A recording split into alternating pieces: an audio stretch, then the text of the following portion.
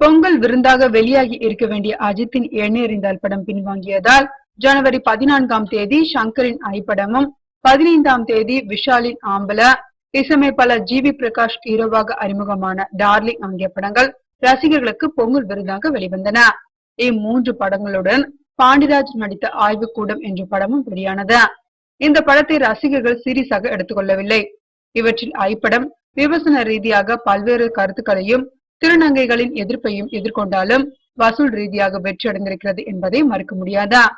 குறிப்பாக ஐப்படம் வெளியான முதல் 5 நாட்களிலே உலக அளவில் 125 கோடிகளை வசூல் செய்து சாதனை படைத்திருக்கிறது என்று ஆஸ்கர் ரவிச்சந்திரன் சொல்கிறார்.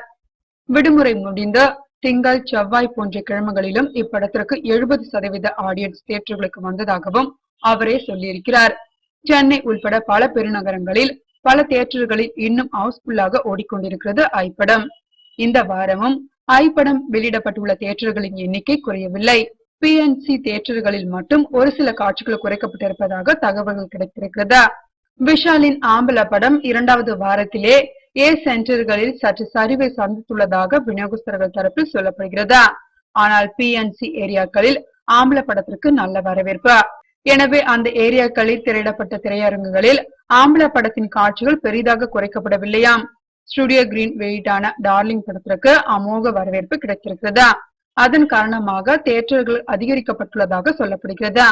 150 திரையரங்குகளில் வெளியிடப்பட்ட டார்லிங் படம் பிறகு கொஞ்சம் கொஞ்சமாக தியேட்டர்களின் எண்ணிக்கை உயர்த்தப்பட்டு தற்போது 225 தியேட்டர்களில் ஓடிக்கொண்டிருக்கிறது.